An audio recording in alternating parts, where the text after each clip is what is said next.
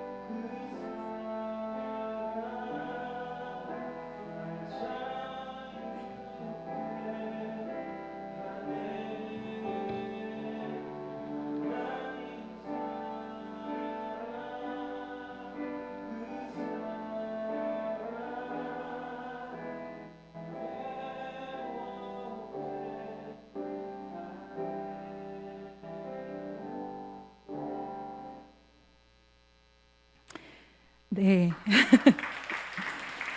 뭐 한 달이 벌써 넘은 시간이 됐는데요. 그래도 감사의 말씀을 좀 전달드리고 싶어서 영상을 준비해 봤습니다. 저희가 수련회를 주제를 요한 1서 1장 3절 말씀을 주제를 가지고 예수 청년 더불어 누리다라는 제목으로 저희가 수련회를 잘 다녀왔습니다. 먼저는 예배를 통해서 예배와 그다음에 아침 말씀 묵상 시간과 그다음에 성찬과 이 모든 시간을 통해서 하나님을 누리는 시간이었고요. 그다음에 하나님께서 만드신 아름다운 제주 땅을 통해서 자연을 누릴 수 있는 시간이었습니다. 그리고 제주의 역사, 아픈 역사를 가지고 있는 그 제주 땅의 역사를 공부하면서 예수 청년으로 그럼 이 시대에 우리는 어떻게 살아갈 것인가를 고민해보는 오늘을 누리는 시간을 저희가 가졌고, 마지막으로 서로가 서로를 교제하고 알아가는 것을 통해서 서로를 누리는 그런 시간을 가질 수 있었습니다. 이런 주제를 가지고 말씀을 했었던 그 근거는 우리 영상에서도 보셨지만 우리가 보고 들은 바를 너희에게도 전함은 너희로 우리와 사귐이 있게 하려 함이니 우리의 사귐은 아버지와 그의 아들 예수 그리스도와 더불어 누림이라 라는 요한 1서의 말씀으로 우리가 근거를 삼았습니다. 말씀의 근거가 우리가 있었지만 우리가 이렇게 누릴 수 있었던 것은 여기 계시는 우리 성도님들, 우리 신앙의 선배님들의 섬김과 기도와 후원 덕분이었다고 진심으로 생각하고 감사하는 말씀을 전달을 드립니다. 오늘 말씀에 요한 1서의 말씀을 제가 청년의 수련의 주제로 말씀을 드렸는데, 이 요한이라는 사람은 오늘의 본문에서도 나타나고 있습니다. 오늘 본문을 먼저 보면 더불어 누림이다라고 말씀했던 그 요한이 오늘의 본문은 사뭇 다른 모습을 하고 있습니다. 먼저는 세베대의 아들의 어머니가 그의 아들들을 데리고 예수님께 와서 절하면서 무엇을 구했어요. 네, 오늘 마태복음의 말씀에서는 어머니가 아들들과 함께 와서 예수님께 무엇을 구했다라고 나타나 있지만, 같은 말씀이 있는 병행 본문인 마가복음에서는 아들이 직접 예수님 앞에 찾아갑니다. 야고보와 요한이 예수님 앞에 찾아가서 무언가를 구하고 있습니다. 근데 그 무언가를 구하는 것이 무엇인지 몰라서 예수님이 물어보시죠.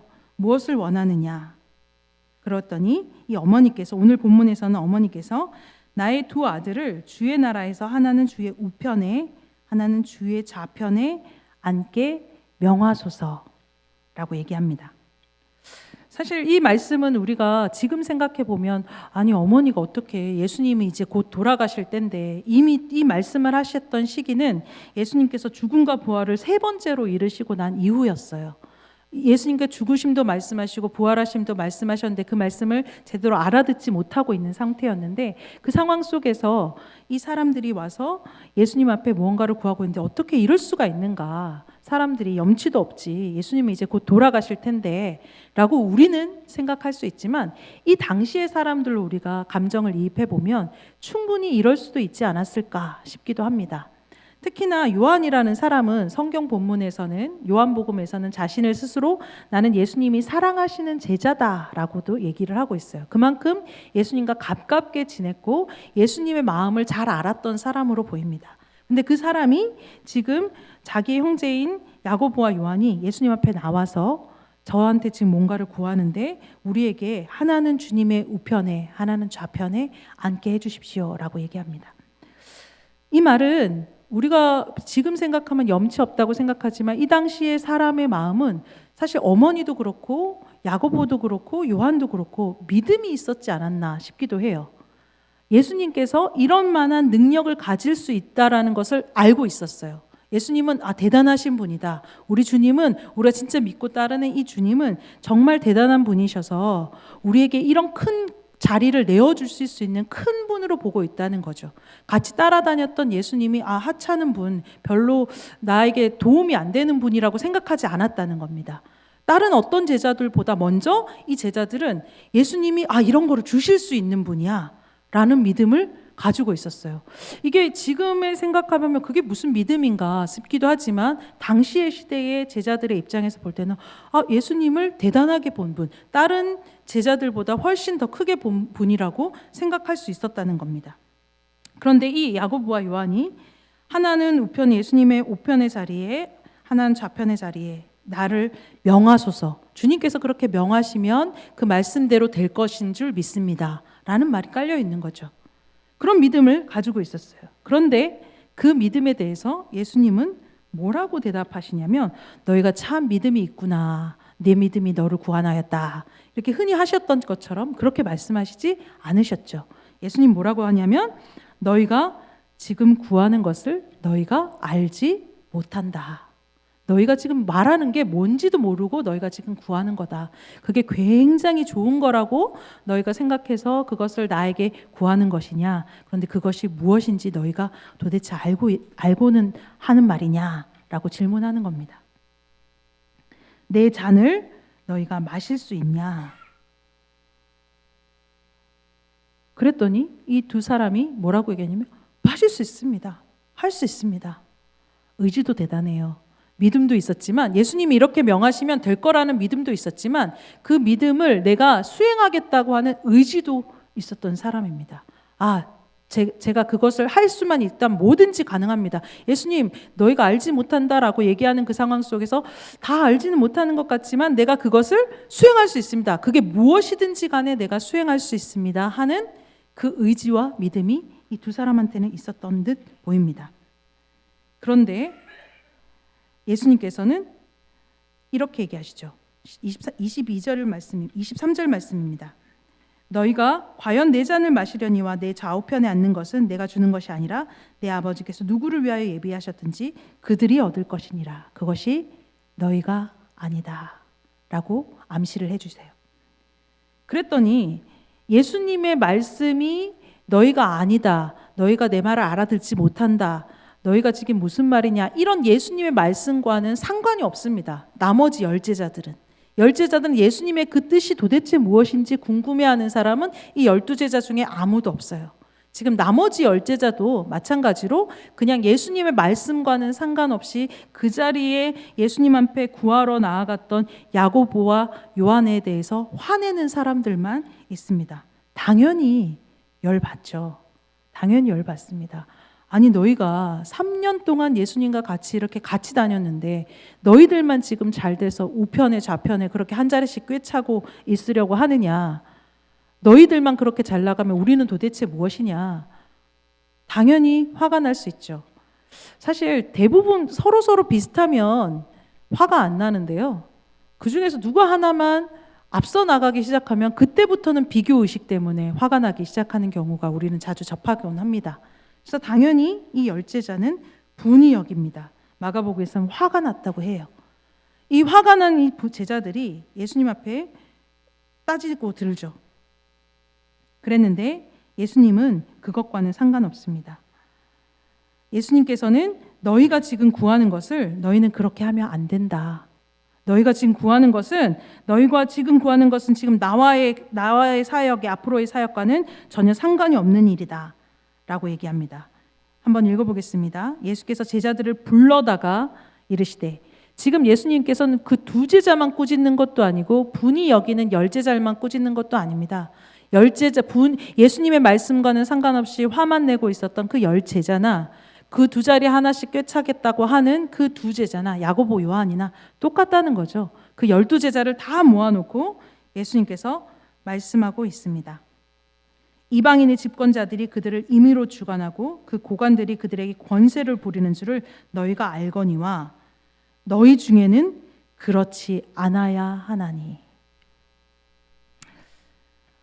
이방인들은, 집권자들은 그 권세가 얼마나 좋은 것인지, 얼마나 맛있고 값진 것인지 사람들은 다 알고 있어요. 이곳에 계신 분들도 다 알고 이곳 밖에 있는 세상 사람들도 다 압니다. 그 권세가 얼마나 많은 것들을 해낼 수 있는지를 세상은 다 알고 있습니다. 그런데 중요한 거는 세상이 그것을 다 아는 것을 주님은 염두에 두지 않으십니다. 뭐라고 얘기하냐면 제자들, 3년 동안 같이 다녔던 그 제자들, 그리고 죽음과 부활을 3번이나 가르쳐 주시고 있는 이 시점에서 예수님은 제자들에게 얘기하십니다. 너희는 그렇지 않아야 하느니. 너희 중에 누구든지 크고자 하는 자는 너희를 섬기는 자가 되고 너희 중에 누구든지 으뜸이 되고자 하는 자는 너희의 종이 되어야 하리라. 사실은 이 말씀을 준비하면서 제가 말씀의 제목도 섬김의 신비라고도 적어봤고요. 이 말씀 본문 말씀을 이렇게 오늘 남미연 목사라는 사람이 설교를 하는데 오늘 본문 말씀이 뭐지? 20장 이거구나. 그리고 제목도 섬김의 신비구나. 요 상황까지만 딱 돼도 우리 성도님들은, 여기 계시는 분들은 어떤 얘기 하실지 뻔히 아시죠? 섬기라는 얘기구나. 근데 제가 오늘 새로운 얘기를 할 수 없습니다. 그 말씀이 맞습니다. 섬기라는 말씀입니다. 이 말씀 속에 무엇이 새로운 게 나올 수가 있겠어요? 이것은 새로운 특별한 어떤 해석의 말씀이 아니라 이 말씀을 그대로 지키느냐 안 지키느냐, 이 말씀을 2000년, 예수님이 2000년 전에 하셨던 이 말씀이 지금 2000년 후에도 동일하게 적용될 수 있는 것은 우리가 이대로 살고 있는가 반성해 볼 때가 아닌가 싶습니다. 새로운 말씀은 없습니다. 섬김이라는 말은 우리가 흔히 두 가지로 사용할 수 있을 것 같아요. 첫 번째는 하나님을 섬기는 겁니다. 그래서 예배도 영어로는 worship service, 서비스라는 말을, 봉사라는 단어를 사용합니다. 그래서 섬김, 하나님을 섬기는 것입니다. 하나님께서 높으신 분이십니다. 그 하나님을 제가 높여드립니다. 하나님만이 하나님이 되십니다. 라고 말하는 겁니다. 그것이 예배입니다. 예배는 하나님을 하나님 되게 하는 것입니다. 하나님을 우리가 알고 있는 점쟁이와 같이 여기지 않는 것입니다. 내가 위로받고 싶을 때 나를 위로해 주는 분으로만 여기지 않는 겁니다. 그 하나님은 온 우주 만물을 창조하시고 지금도 우리와 함께 계시고 나를 위해서 십자가에 달려 돌아가신 그분을 우리가 하나님이 하나님 되십니다 하고 예배하는 것, 그것이 바로 섬김입니다. 두 번째는 우리 이웃 간에도, 우리 사람들 간에도 섬김이 있어야 되겠죠. 이 섬김이라는 것이 알고 있지만 지키기는 참 어려운 것 같아요. 언제 어렵냐면 섬길 수 있어요. 특히 교회 다니시는 분들은 섬김이라는 말도 많이 들었고 다른 일반 세상에서보다 훨씬 많이 들었고 익숙한 단어고, 그리고 그것에 대해서 몸으로 체득하신 경우도 굉장히 많아요. 잘 섬길 수 있습니다. 기본적으로 잘 남을 먼저 배려하고 대접하고 이런 일들이 몸에 익숙해져 있는 분입니다. 오랜 교회 생활을 하신 분들일수록 그것이 더 잘 익숙해질 거라고 생각합니다. 그래서 우리 청년들, 아직 이제 신앙의 연수가 짧은 우리 청년들에게는 열심히 가르쳐야 되는 일이기도 해요. 그런데 이렇게 열심히 잘 섬길 수는 있어요. 그런데 그 섬김을 내가 열심히 섬겼는데 누군가가 알아주지 않으면 그때 화나지 않으십니까? 섬기고 있는데 난 잘 섬기려고 섬겼는데 그것을 아무도 몰라요. 아무도 알아주지 않아요. 그리고 그 섬김에 대해서 조금 오해되는 소지가 있어요. 그러면 그때 섬김이 뭐고 다 버려두게 되는 경우가 있습니다. 섬김이 하나의 의가 될 수 있다는 얘기입니다. 그런데 오늘 본문에서는 예수님께서는 그 섬김을 어떻게 얘기하고 계시냐면 이렇게 얘기하십니다. 인자가 온 것은 섬김을 받으려 함이 아니라 도리어 섬기려 하고 자기 목숨을 많은 사람의 대속물로 주려 함이니라. 이 말씀을 한번 10번만 같이 읽으면 우리가 은혜가 더 풍성하지 않을까 싶은데, 우리 한 번만 다 같이 20장 28절 말씀 다 같이 큰 소리로 한번 읽어보겠습니다. 시작.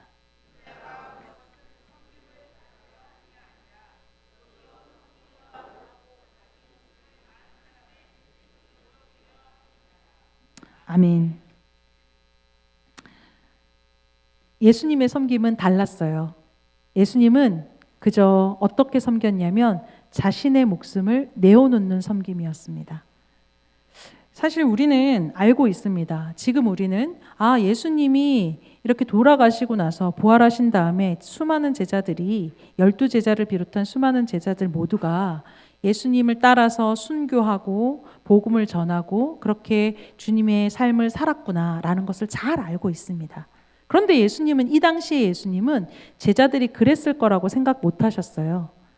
그 믿음은 있으셨죠. 예수님은 하나님이시기 때문에 그 믿음은 있으셨지만 예수님은 또한 인간이셨기 때문에 그 모든 것을 다 알지 않으셨습니다. 그런데 상관이 없으셨어요. 예수님의 섬김은 내가 먼저 이렇게 섬기면 너네들이 이렇게 될 거야. 그거 너네들 지금 보상을 그런 식으로 나한테 해줘. 내가 이렇게 먼저 죽을 거니까 너네들도 이렇게 따라서 죽고 너희가 나처럼 이렇게 살아야 될 거야. 너희들의 그 열매를 보고 내가 이렇게 행동하는 거야.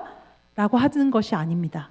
예수님은 그 열매가 어떤 것이 될지 알지 못하지만 그저 묵묵히 그 길을 가신 겁니다. 그리고 나면 그 다음 일은 그 다음 알아서 벌어지는 것이죠.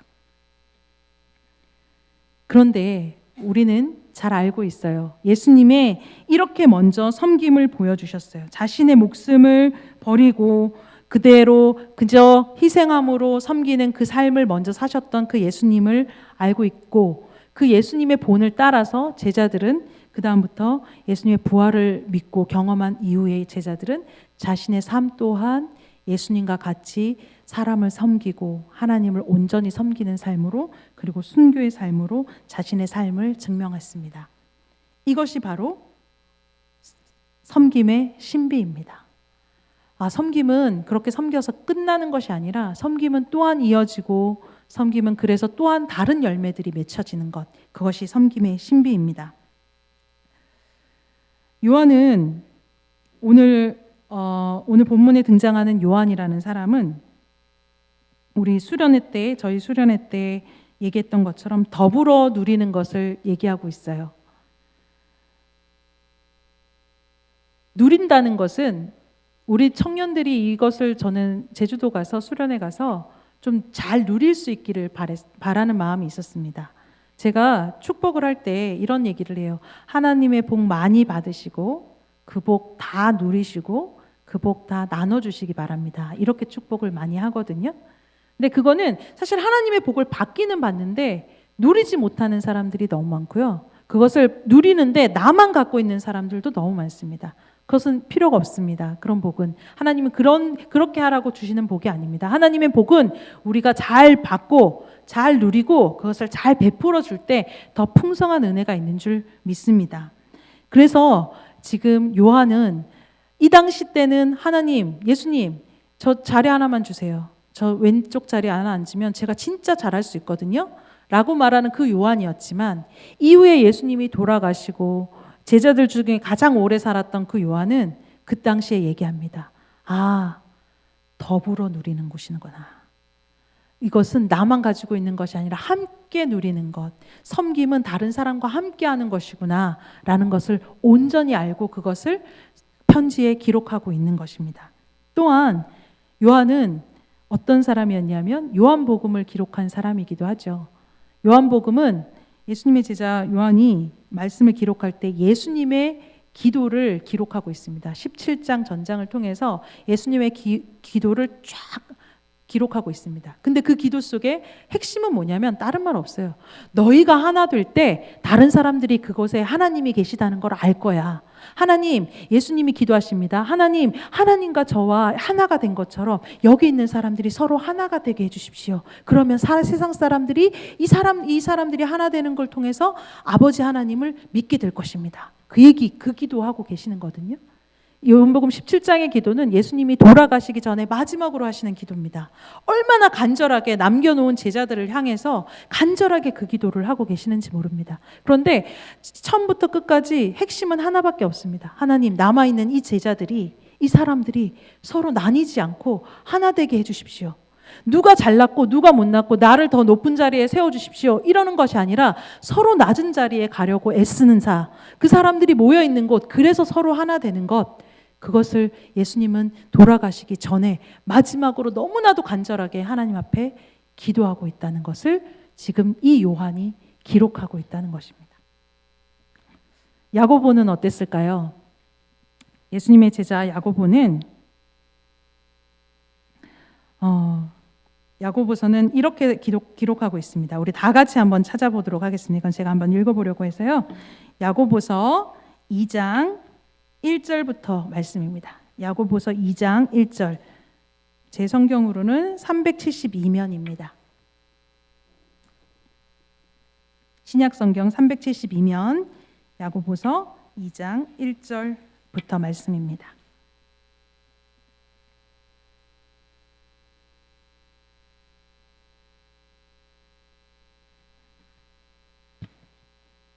제가 읽겠습니다.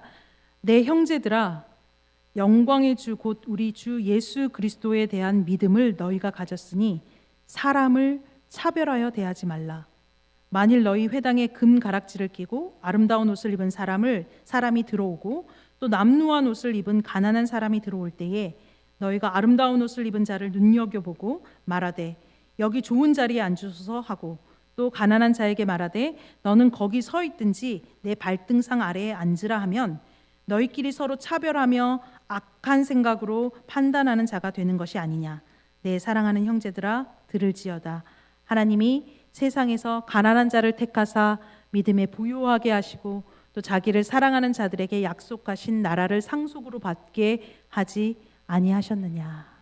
아멘. 야고보는 알았어요. 예수님께서 인자가 온 것은 섬김을 받으려 함이 아니라 도리어 섬기려 하고 자신의 목숨을 대속물로 내어주는 그 예수님이 그렇게 말씀하시고 그리고 그렇게 사셨던 그 삶을 보고 이 야고보는 알고 있습니다. 아, 섬김은 이런 것이구나. 나보다 남을 낮게 여기는 게 아니라 낮게 여기고 나은 사람으로 여기고 그 사람을 온전히 섬기는 것, 그 사람을 하나님처럼 섬기는 것, 이것이야말로 하나님께서 나에게 가르쳐 주신 삶이구나. 그것을 야고보는 알고 야고보 또한 서신서에 이렇게 기록하고 있습니다. 차별하지 말라. 너희 안에 차별하지 말라. 서로를 섬김으로 서로를 누가 더 높은 자리, 누가 더 낮은 자리에 앉는 것이 아니라 정말 이것이 다 같이 서로를 섬기면서 하나가 되는 것, 그 삶을 너희가 살라라고 우리에게 가르쳐주고 있는 것입니다. 섬김은 참 신비롭습니다. 제가 수련회에 가서 둘째 날이었어요. 둘째 날 오후에 저희가 물놀이를 갔었거든요. 해수욕을 하기 위해서 물놀이를 하는 것을 준비한다고 그 전날 임원들이랑 우리 팀장이랑 같이 모여가지고 마지막 회의를 했어요. 매일 저녁에 이제 회의를 하면서 다음 날 있을 일정들을 어떻게 하는 건지 이런 얘기를 나누곤 했습니다. 그랬는데 그 다음 날 우리가 물놀이를 하기 위해서 물놀이를 하고 나서 우리가 이후에 바베큐 파티를 하는데 물놀이를 하는 그 시간에 음식물을 좀 사러 나가야 된다. 그런데 그 팀장이 그 음식물을 사러 나가는데 누군가가 같이 임원이 한 명 따라가서 같이 살 수 있도록 해라. 제 입장은 교역자인 제 입장은 팀장이 이제 선배되는 사람이 이 일을 할 때 후배되는 다른 임원 어린 후배가 같이 따라가서 이것을 잘 배워올 수 있으면 좋겠다. 어떻게 일을 진행시키는지 앞으로 이 친구들이 다 리더십이 될 거니까 어떻게 할지 잘 배워라. 이런 마음으로 한 사람을 붙여주기로 했어요. 그렇게 이제 얘기를 끝나고 그 다음 날 이제 해수욕 하는 동안 그 팀장이 그 물건을 사러 갔습니다. 그런데 알고 봤더니 우리 임원 중에 어린 친구 중에 같이 갔던 게 아니라 같은 또래인 다른 친구랑 그 물건을 사러 갔더라고요. 저는 알지 못했어요. 그래서 아니 왜 그러냐, 같이 가지, 어린 친구랑 같이 가지 그랬더니 그 친구가 하는 말이, 그 팀장이 하는 말이 그렇습니다. 저는 이 친구들이 온전히 수련회를 좀 누렸으면 좋겠다고 생각했습니다. 그냥 임원이기 때문에 이 일도 해야 되고 저 일도 해야 되는 것 말고 지금 이 순간 해수욕하는 시간은 너무 좀 신나고 재밌는 시간이니까 잘 누릴 수 있었으면 좋겠다는 생각에 제가 그냥 다른 친구랑 다녀왔습니다. 이렇게 얘기를 하더라고요. 아니 근데 좀 같이 갔어야지, 교육할 수도 있지 않나, 이런 생각을 한편으로는 저는 가지고 있었어요. 그런 생각을 가지고 돌아왔어요. 그래서 그 친구의 그런 식으로 생각하고 후배들이 온전히 좀 누릴 수 있으면 좋겠다라는 그 친구의 말을 제가 귀담아 들었습니다. 그리고 돌아왔습니다. 주일날 다 같이 모여서 수련회 가지 못한 친구들도 다 같이 모여서 우리 수련회 때 갔다 와서 맛있는 초콜릿 사왔던 것도 같이 나눠 먹으면서 피드백을 했어요. 한 사람 한 사람 돌아가면서 어땠는지 이런저런 얘기를 하는데 또 다른 친구가 이런 얘기를 합니다. 저는 예배 시간에만 이 친구는 하나님을 알게 된 지 얼마 되지 않았어요. 신앙의 연수가 짧은 친구예요. 그래서 근데 우리 교회에 잘 정착하고 예배하는 친구입니다. 그 친구가 저는 예배 시간에만 하나님을 만나는 건 줄 알았어요. 그런데 그게 아니더라고요. 이렇게 얘기하면서 하는 말이 그 팀장인 친구가 전날 다 자고 있는 시간에 다음날 아침에 먹을 계란을 삶고 있더라는 거예요. 혼자서. 근데 그 삶는 모습을 보면서 저렇게 섬겨주는 그 선배 언니의 모습을 통해서 자기는 하나님을 만났대요. 그렇게 얘기를 하더라고요. 그 말을 듣는 그 순간에 내 생각이 짧았구나 이 생각을 저는 했어요. 교육도 좋고 무엇도 좋습니다. 그런데 그거보다 더 강력한 것은 섬김이었던 것 같습니다. 우리 청년들한테 아무리 말로 설명하고 이것을 잘 가르쳐 주는 것이 아니라 그저 몸으로 묵묵하게 아무도 알아주지 않아도 그 자리에 가서 잘 우리 청년들이 섬길 수 있도록 잘 누릴 수 있도록 섬겨주는 그 행동 하나가 하나님을 만나는 일이 되더라고요. 예수님께서 이 섬김을 통해서 당신의 모습을 그저 이 제자들이 앞으로 어떻게 될지 알지 못하지만 다 알 수 없지만 다 예측 가능해서 내가 이렇게 하면 너희가 이렇게 할 거야 로봇처럼 짜여진 계획대로 움직인 것이 아니라 그저 묵묵하게 자신의 길을 걸으셨는데 그리고 자신의 목숨을 내어주셨는데 그 모습을 보고 그 순간에 저 한 자리 꿰차게 해주십시오 라고 했던 야고보도 요한도 이후에는 이런 말씀을 하나님이 하나 되는 것, 더불어 누리는 것, 그리고 차별하지 말라고 하는 이 메시지를 문서로 남겨놓는 그 일들을 하면서 우리에게 이 메시지를 오늘 주고 계시는 것입니다. 이것이 섬김의 신비입니다. 신비롭지 않습니까? 제가 우리 주보에 목사님께서 지난주에도 설교해 주셨던 이 찬양의 가사가 있더라고요. 오늘 이렇게 적혀 있는데 이 찬양의 가사가 이렇습니다. 사람이 넘치기보다 사랑이 넘치는 교회, 섬김을 원하기보다 섬김의 기쁨 알아가는 교회. 섬김의 기쁨을 알아간다는 것은 우리 성도님들께서 우리 청년들을 위해서 기도해 주시고 또 물질로 후원해 주시고 섬겨 주셔서 저희가 잘 누릴 수 있었어요. 그런데 누군가의 섬김으로 누리는 거구나 라고만 생각했는데 말씀을 준비하면서 또 다른 것을 하나 깨달았습니다. 그것은 뭐냐면 섬기는 것 자체가 누리는 것입니다. 누군가의 섬김으로부터 내가 누릴 수 있는 삶도 되지만 내가 그것을 섬길 때 그 삶 자체가 내가 하나님 안에서의 삶을 누리는 것입니다.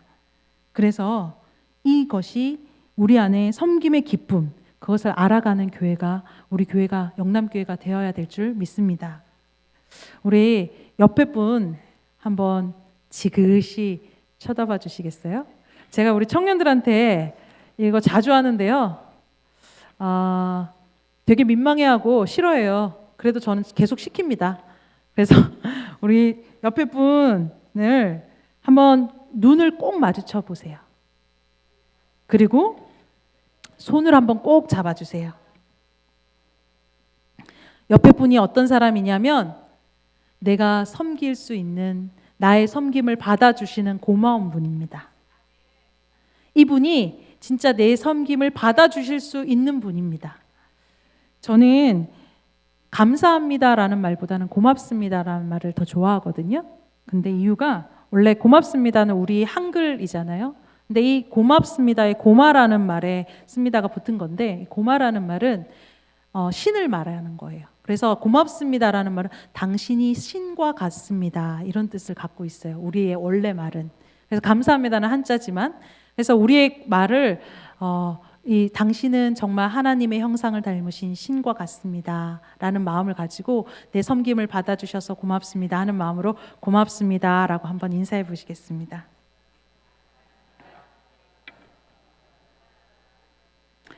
섬김의 신비, 섬김의 기쁨을 알아가는 그런 놀라운 신비로운 공동체, 이곳을 통해서 세상 사람들이 하나님을 알게 될 줄 믿습니다. 그런 삶을 사시기를 기도드리겠습니다. 우리 함께 기도드리겠습니다.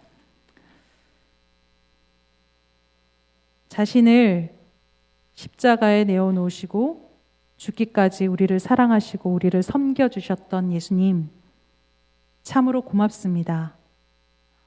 예수님이 계셨기 때문에 우리 또한 그 길을 갈 수 있습니다. 하나님, 우리 영남의 공동체가, 이 교회가 머리 되시는 예수님을 따라서 온전한 섬김의 기쁨을 알아가는 공동체로, 그런 교회로 살 수 있게 하여 주시옵소서. 서로 섬기고 서로 나보다 남을 낮게 여기고 남을 하나님과 같이 여김으로 우리 이 공동체를 통해서 온전히 하나님의 나라가 눈으로 보여질 수 있도록 도와주시고 세상 사람들이 하나님을 아는 귀한 역사가 일어날 수 있도록 인도하여 주시옵소서. 감사드리며 예수님 이름으로 기도드립니다. 아멘. 네, 다 같이 212장 말씀을 생각하면서 찬양 드리겠습니다.